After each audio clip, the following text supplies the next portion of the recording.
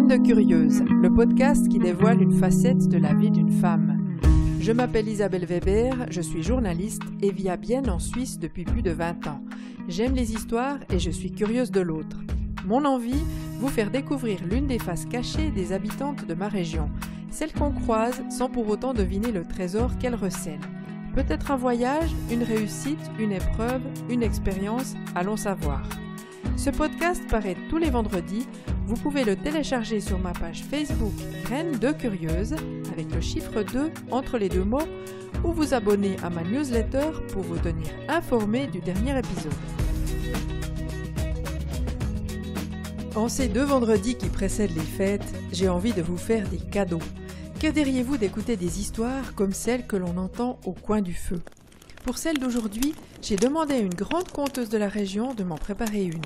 Janine Worp a eu la générosité d'accepter. Elle a en plus bien voulu parler de ce don qu'elle nomme justement un cadeau. Cette enthousiaste aime se lancer dans de nouveaux projets qui lui disent oui. Alors disons oui à l'enfant de Crémine qui aime raconter des histoires depuis toute petite. Enseignante au primaire, elle est venue s'installer à Bienne il y a des décennies. Arrivée à la retraite et au bénéfice de 40 ans de théâtre amateur, elle s'est mise à compter de façon régulière. Celle qui vient de fêter ses 80 hivers, la saison de sa naissance, et ça tombe bien, nous raconte son parcours avant de déballer un cadeau magnifique, une histoire qui nous rapproche de toutes les personnes laissées pour compte. Nous leur dédions la chaleur et l'humanité de ce podcast. Et pour la petite histoire, elle a été enregistrée le 29 novembre dernier dans les tout nouveaux studios de Mute Radio sous les gradins de la Gourtzelene. Un coup de chapeau à Étienne Ducommun pour la technique. Dans une ambiance rouge et noire, il ne manquait que la cheminée. Oh ho ho, oyez, gentes personnes et petits enfants, assoyons-nous et écoutons. Bonjour Janine. Bonjour Isabelle. Janine Worp, de quoi tu vas nous parler aujourd'hui ? De ce que j'aime énormément maintenant, les contes, entre autres, puis peut-être un peu de ma vie autour d'eux. Et pourquoi donc le conte, il t'a toujours suivi ? Comment tu t'y es mise quand au conte ? Alors, bon, quand j'avais 6 ans, je racontais à ma sœur des histoires, je l'obligeais à m'écouter. Le soir, elle dormait dans la même chambre, on avait froid, je disais, tu m'écoutes ? Je te raconte que... Oh bon, ça, c'était une des premières fois. Et puis après, à l'école, un peu quand même. Mais même si on avait beaucoup d'albums pour vraiment lire, écrire, mais les histoires, elles étaient toujours là. Oui. Mais disons, raconter vraiment comme je fais maintenant, ça a commencé... La première fois pour adultes, c'était en 90, au Landron, comme spectacle, si tu veux, comme soirée, avec Marianne Finazzi. Là, c'était pour adultes. C'était la première fois. Puis après, il n'y a plus rien eu de ce style. Et puis après, il y a eu les bibliothèques qui m'ont demandé, la bibliothèque de Bienne. Il y a eu la bibliothèque de Nidau assez rapidement. Puis petit à petit, d'autres, la Neuville, enfin d'autres bibliothèques ici autour. Et puis après, d'autres lieux. Des vieux, des jeunes, des classes, et puis voilà. Tu t'es pas vraiment formée en fait alors. Tu répondais à la demande, mais tu t'es formée parce qu'il y a des conteuses professionnelles qui se forment. Je crois qu'il y a une école même, non ? Et disons, il y avait à Bienne en tout cas le groupe du mouvement des aînés.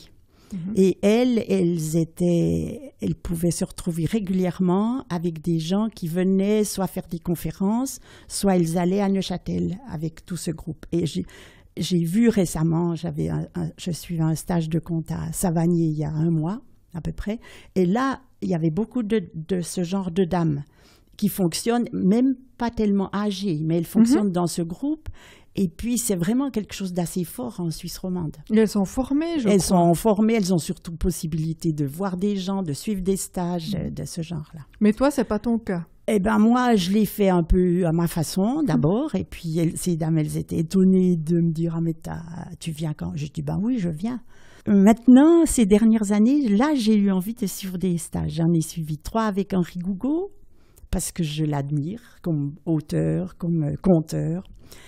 Et puis maintenant, 2 avec Micheline Denoc. Et le dernier, c'était justement il y a 1 mois. Et là, c'est assez fascinant aussi. Et qu'est-ce que ça t'apprend chaque fois autre chose ? Ah oui, vraiment. Tu changes ta manière de compter après ? Eh bien, surtout au dernier. Parce qu'avant, je m'étais mis petit à petit, déjà moi j'aime quand même bien l'écrit, la poésie, la matière de la langue.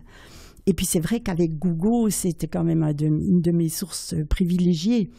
Alors parfois, bien sûr la trame, tout ça, je m'arrangeais pour la retenir à peu près, mais je revenais au texte pour enrichir pour le squelette, si tu veux, pour que ce soit pas que n'importe quel mot.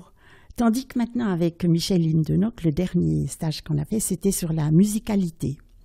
Alors là, ça passait par les oreilles, par la musique, du son, des voix, par autre chose, un autre canal aussi. Et puis, il y a 3 semaines, à la Nuit du Conte, et puis encore après, dans 2 classes à la Neuville avec des ados, j'ai raconté mon premier conte que j'ai passé sans le regarder, sans le lire, que par les oreilles. Grâce à ce cours, grâce à ce Grâce stage. au dernier stage, oui. Et puis grâce à cet homme qui, lui, nous a plutôt... Mais il était humble, je veux dire, il n'était pas claironnant, vous devez... C'était plutôt... Moi, j'avais aussi envie, parce que j'étais persuadée que je n'avais qu'une mémoire visuelle. Je me disais, oui, mais jamais par les oreilles, je vais retenir quelque chose. Ça sera la gabegie. Parce que quand on me disait, attends, mais, ah oui, cette phrase, elle est au bas de la page. Non, il y a 3 mots là-haut. Donc, tu vois, je peux un peu... C'est vraiment la mémoire visuelle. Visuelle, oui. enfin. Et puis maintenant, c'est magique. Et puis en plus, l'histoire que j'ai choisie, c'est une de celles qu'il nous a racontées, lui. Et puis, bien sûr, elle est forte, on est d'accord. Mais de la passer comme ça, alors là, ça m'a bouleversée de voir l'écoute. Des ados, entre autres. Elle était, mais j'aurais jamais pensé. C'était ta première expérience. Par rapport à une histoire qui vient que par les oreilles. Mais tu utilises aussi du matériel, parce que tu utilises des instruments. Je me souviens, il me semble, d'une coquille de tortue que tu as utilisée. Oui, c'est une samsa que j'avais achetée à la place centrale, ou je sais pas, un petit marché africain. Pour les petits, à la bibliothèque, quand c'est entre 3 et 8 ans, disons peut-être un petit peu plus encore, justement j'ai des petites percussions ou bien une petite... Mais bon, là aussi ça se transforme. Avant, si c'était une histoire d'âne ou de cheval, j'avais un petit truc, ou bien d'ours, une peluche, tu vois, pour un peu de serpent, tout ça. Et puis maintenant, j'en suis à un stade où je pense que même ça fait dévier leur imaginaire. Et moi, mon seul but maintenant, c'est d'essayer d'être assez présente et sobre et de donner ce que je peux comme je vois moi. D'ailleurs, Michel Lindenock, c'est ça qui nous a redit. En somme, notre rôle, c'est que nous, on est allé quelque part voir quelque chose qui s'est passé, et puis maintenant, on va vous dire ce qu'on a vu. Donc, pour que les autres, comme quand on raconte un souvenir, quand on raconte des vacances ou n'importe, c'est le même principe. Donc, pour pouvoir que l'autre voit ce qu'on a vu, il faut qu'on fasse des images, qu'on soit présent, qu'on suggère. Mais pas trop avec des objets. En fait, c'est vraiment comme le conte original primal. Voilà, autour du feu, c'était ce principe-là.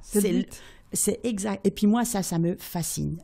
L'oralité qui a traversé tous les millénaires et puis qui meurt mais qui revient. Et tout ça, c'est absolument fascinant. Mais c'est ce qu'on fait un peu avec ce podcast. Moi, c'était aussi mon idée, c'était de raconter des histoires. J'adore les histoires. C'est l'idée. Oui, c'est la même idée. Et puis chaque personne est une histoire. En vrai. 1000 histoires. 1000 histoires, mais bien sûr. Et puis on a encore une chance aussi à Bienne, c'est qu'il y a une telle variété de sources de genre, avec des cultures différentes, des lieux d'où ils viennent. Et ça aussi, quand on ouvre un peu un mythe ou bien une légende, et puis qu'on se dit quoi. Par exemple, moi j'ai une histoire que j'aime beaucoup sur le corbeau qui trouve la lumière. Eh bien, j'ai cru d'abord que c'était Gougou qui l'avait écrite. Après, j'ai vu que Michel Lindenock, il l'a dite. Après, j'ai vu que dans un livre que Laurent avait acheté sur les Indiens de l'Ouest, une tribu sur une île, c'est une de leurs histoires première. Donc c'est de l'imaginaire collectif. Oui, en fait. et puis c'est même un mythe Voilà. créatif, que le corbeau, c'est comme une sorte de dieu. Tu t'habillais aussi d'une façon particulière pour raconter des contes. Tu le fais toujours? Oui, j'essaye. Pour la nuit du conte, où le thème était multicolore, j'avais pris un boa de toutes les couleurs, un foulard de toutes les couleurs. J'avais encore pris un parapluie de plusieurs couleurs avec une marionnette que j'avais faite, puis on a chanté. Et tu vois, j'essaye un peu de mettre le thème autour. Et l'idée, c'est quoi? C'est de faire quelque chose de joli? Qu'est-ce qu'il y a derrière cette idée-là? Là, c'était le thème. Le thème pour que les enfants déguisement, puis qu'ils puissent participer. Et ça, c'est aussi quelque chose d'important. C'est pour ça que le chant ou bien les chansons, de temps en temps, j'en mets, mais j'aimerais en mettre davantage. Ça, c'est aussi des choix d'équilibre et tout. Et puis, c'est pareil avec les images. Là, ce serait pour pouvoir aller avec des gens qui savent pas trop bien le français. Parce qu'il y a aussi ce problème. Quand ils lâchent, c'est qu'ils savent pas la langue. Par exemple, moi, ce que j'aime énormément à la Grenouille, à Bienne aussi, c'est qu'ils arrivent à faire des spectacles où tout à coup, le langage est minimum. Donc, mais ça, c'est autre chose. Le conte, il est obligé quand même d'en mettre un peu. Tu dois parler. Oui, on doit en mettre. Mais j'aimerais balancer aussi par là. Et puis les habits, alors, c'est pour les amener dans un autre monde, c'est ça aussi? Oui, peut-être pour que je sois là une personne pas une tout fée? à fait comme... Une fée? Oui, peut-être. Oui, peut-être. D'ailleurs, c'est rigolo parce que maintenant, il se passe des choses, par exemple, autour de moi, quand quelqu'un me demande « Tu fais quoi ?» Je dis « Oh, mais je raconte des histoires. » Je peux parfois même pas me retenir. On est dans un bistrot ou bien dans un... Puis je dis « T'en veux une ?» Alors je raconte. Et puis à la montagne, où j'ai mon petit chalet là, sans électricité, il y avait des voisins qui avaient des enfants. Et puis un jour, ils m'ont fait aller chez eux pour prendre le café. Et puis les gamins ont dit « Ah mais tu racontes, mais t'es pas une sorcière alors ?» Donc tu vois, ils ont des images où tu te dis « Mais qu'est-ce qu'on leur a bien dit pour que... » Oui, suivant d'où ils viennent. Oui, Il faut s'imaginer que les conteurs, c'est le sorcier du village. C'est bizarre. Alors que nous, on a plutôt l'idée... Enfin, mon imaginaire à moi, c'est plutôt la grand-maman qui raconte des histoires.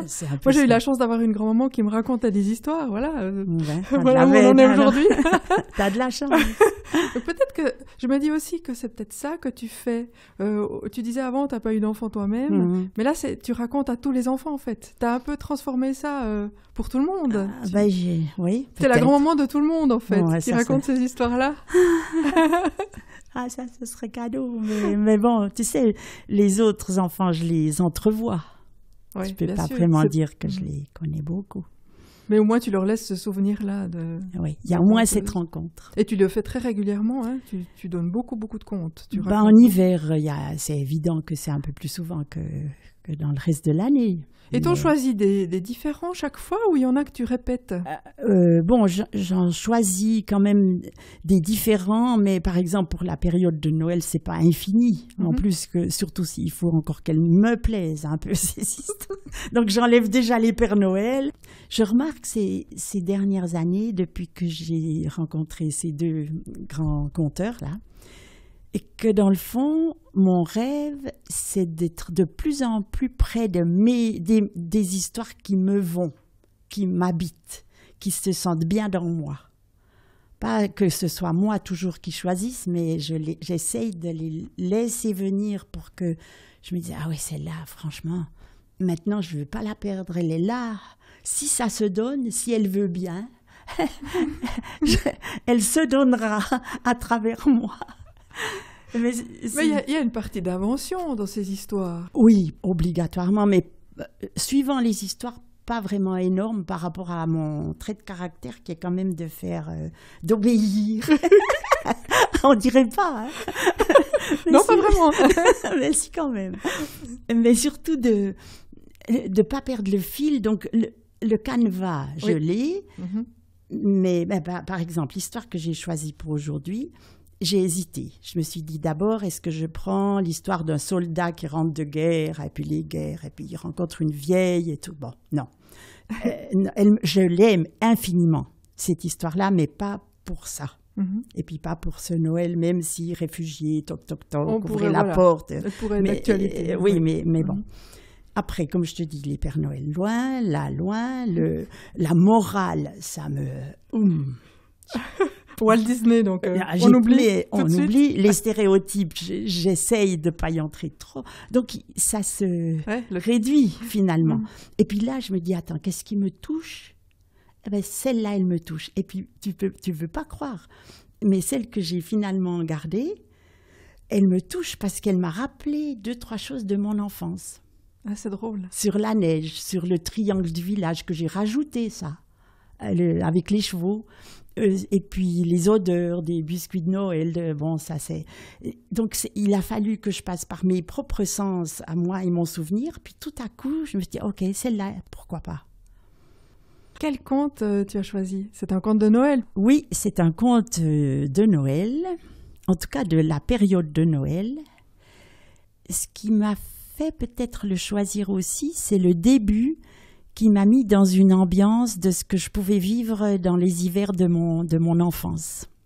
Et tu l'as déjà raconté avant de le raconter à Graines de Curieuses? Je l'ai raconté, mais à la bibliothèque il y a longtemps, il y a au moins 5 ans, je pense. Alors on te remercie et puis on t'écoute. Il était une fois un homme qui s'appelait Nico. C'était un vieil homme. Et cet homme-là, eh bien, il n'avait pas de chance. Parce qu'il était laid. Les gens du village disaient même « Oh, Nico, mais il est laid à faire peur !» Eh bien oui, puis en plus, il était bossu. C'est difficile, ça. Surtout que les moqueries, eh bien, ça foisonne. « Oh, Nico, le bossu !» Ou bien « le pauvre, avec sa bosse !» Ou bien l'ignorance, surtout ne pas le voir. Donc Nico, eh ben, il vivait avec ça.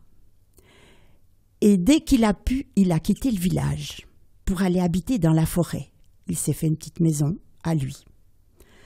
Dans le silence de la nature, avec les animaux, là, il était bien. D'accord, il retournait au village de temps en temps, mais le moins possible. Et cet hiver-là, en décembre, il avait neigé pendant 10 jours, et il faisait froid. Et puis, vraiment, mais parfois même, on entendait hurler les loups dans la forêt toute proche. Et puis cette neige, eh ben, il fallait bien déblayer les rues. Alors les hommes du village avaient ressorti le gros triangle de bois, ils l'avaient attelé aux chevaux. Et puis ça, c'était vraiment extraordinaire de voir passer cette machine qui se frayait un chemin, puis qui donnait sur les bords de la rue des remparts d'1 mètre, ou plus même parfois.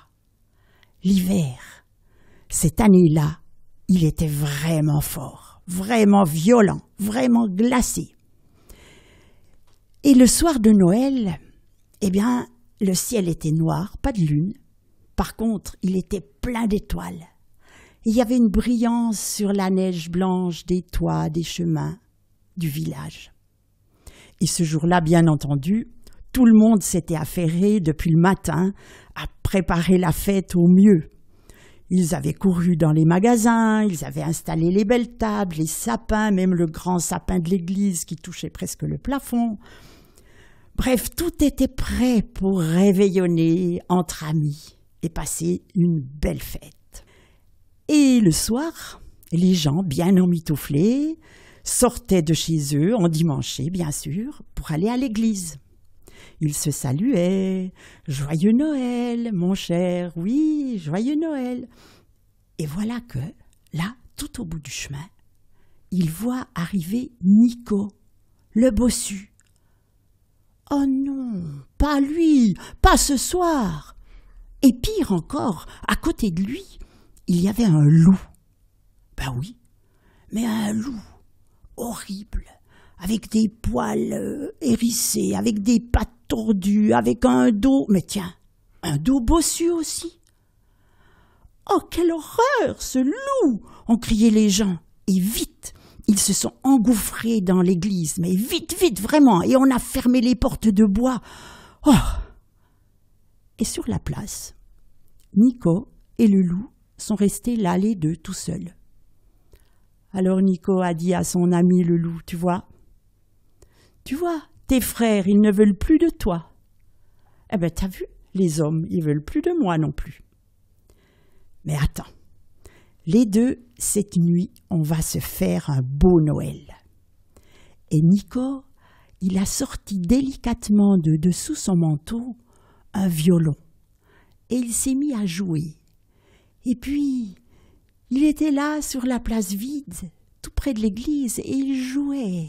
Et sa musique, elle faisait chanter les étoiles. Et puis en plus, sa musique, eh ben, ça a fait que le loup bossu, peu à peu, il a bougé ses oreilles. Et puis on a vu sur la neige les ombres de Nico et du loup qui dansaient. Seulement, dans l'église, les portes étaient tout à fait fermées. Eh bien, c'était bizarre. Les gens étaient mal à l'aise. Ils sentaient comme un vent froid qui passait sur leur nuque, qui descendait vers leur cou. Mais c'est quoi ça? Et puis ils chantaient, mais quand ils arrêtaient de chanter, ils entendaient le violon de Nico. Alors ils chantaient plus fort et ils ouvraient encore la bouche plus grand pour ne pas l'entendre. Mais malgré le chant très fort, la musique de Nico, elle restait dans leurs oreilles. Et ce vent froid toujours. Donc, sitôt que la messe de minuit s'est terminée, tout le monde est sorti et pas du tout comme d'habitude, ils ont filé chez eux, à toute allure, et ils ont vite fermé leurs portes. Surtout ne pas voir, surtout ne pas entendre ce violon. Et quand ils étaient chacun dans leur maison, les portes fermées pourtant, ce vent froid continuait d'arriver jusque vers eux. Et puis ils n'étaient pas bien. Ils avaient beau manger, boire, rire, un peu chanter encore peut-être. Rien marchait, ils étaient tristes. Alors pour passer ça, ils chantaient plus fort, ils riaient plus fort, ils mangeaient encore davantage. Mais non, c'est toujours ce froid et cette musique dehors. Et dans une maison, il y avait une petite fille qui, elle, ne chantait pas, ne riait pas, ne mangeait pas. Elle était près de la fenêtre, le nez collé contre le carreau, et elle regardait Nico et le loup. Et puis, soudain, elle a dit « Oh, mais ce serait bien si on pouvait danser au son de ce violon !» Et instantanément, le froid a disparu. Et quelques personnes avaient entendu la petite fille.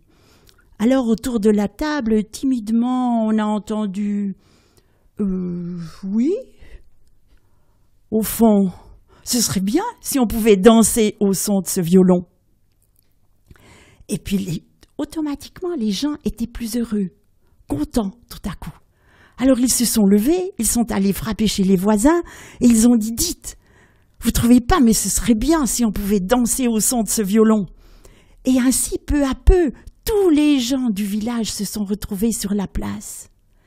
Et là, vieille Hilda a dit « Ah, on veut danser, d'accord, mais ce sera dans ma grange, c'est la plus grande. » Et tout le village, avant d'aller danser dans la grange de la vieille Hilda, ils sont tous partis en cortège sur le chemin du côté de Nico et du loup bossu. Et quand Nico a vu tout ce monde arriver près de lui, il a eu peur franchement, et le loup s'est mis à gronder à côté. Alors la petite fille a couru tout près d'eux et elle a dit « Monsieur, joyeux Noël! Vous savez, nous on aimerait tellement pouvoir danser au son de votre violon. » Et Nico, à ce moment-là, il a souri. Et puis il s'est mis à jouer un air entraînant. Et le loup a commencé de bouger ses oreilles. Il a aussi souri, lui. Et surtout, tout le village, tous les gens, les vieux, les enfants, les boiteux, tout le monde s'est donné la main pour faire une longue farandole. Et ils sont arrivés à la grange de la vieille Hilda, où ils ont dansé jusqu'au matin. Et depuis ce jour, on dit que dans ce village, les gens trouvent que Nico et le loup, au fond, ils ne sont pas si bossus que ça. Magnifique. J'ai envie d'applaudir. Merci beaucoup, Janine Worf. C'était vraiment un beau cadeau de nous raconter cette histoire de Noël. Ça nous plonge dans l'ambiance, on a envie de danser maintenant. C'est bien. Et tu fais ça vraiment avec maestria. On va passer un bon moment grâce à toi encore. Tu crois? Mais c'est vrai que ce personnage, il me touche plus. Mais j'y ai pensé forcément ces derniers jours. Et puis là, j'arrivais presque à le voir ici, quoi. Et d'être aussi mal dans son corps, dans sa vie, d'être rejeté constamment, puis quand même de devoir avancer, c'est... Voilà. Tu disais que ça te rappelait des souvenirs d'enfance, ça serait peut-être notre conclusion. Est-ce que tu as vécu des choses comme ça étant enfant? Non, pas un monsieur bossu à ce point. Quoique, il y en a un qui venait vendre c'était un colporteur. Mais lui, il n'était pas misérable. Il était juste bossu avec sa petite charrette, puis il vendait des choses dans les maisons. Par contre, il y en avait d'autres qui étaient démunis, puis qui étaient un peu limite du point de vue psychisme. Et c'était pire que des bosses aussi, ça. Parce que la moquerie, elle était là, et puis surtout le dédain, c'est celui-là avec son prénom, et puis... et je pense aussi quand même que mes parents et puis mon entourage, ils étaient sensibles au respect des autres. Par exemple, ce monsieur-là dont je te parle, il s'appuyait sur son vélo, il sortait très souvent du bistrot, évidemment, il devait encore plus s'appuyer sur son vélo. Mais quand il venait chez nous, de toute façon, tout était ouvert, la porte, il passait dans le corridor, il arrivait à la cuisine, il toquait juste un peu à la porte, puis là, il était accueilli. Il pouvait boire un café ou bien parler un moment avec ma maman ou avec mon père s'il était aussi là. Donc, c'était quelque chose qui était... Oui, moi, je dis merci à mes parents de m'avoir permis d'être ouverte un peu aux différences, puis à respecter, et plutôt que de se moquer. C'est une très belle conclusion. On va peut-être souhaiter ça à tous ceux qui se sentent un petit peu isolés pendant les fêtes. On espère que ce podcast va leur parvenir d'une façon ou d'une autre. On ne sait pas, hein. Parfois les détours.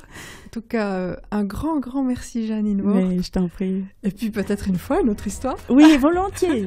Le prince serpent. Oh, alors magnifique. Mais oui, volontiers. Merci. D'accord.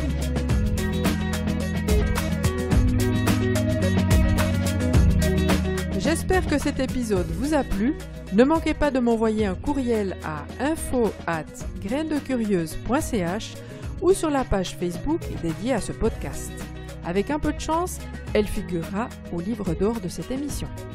La semaine prochaine, je vous réserve une autre surprise avec un épisode spécial Nouvel An. Cette fois, ce sera au tour d'une lectrice à voix haute de se dévoiler et cerise sur le gâteau, elle nous lira une histoire qui se passe dans le Grand Nord canadien.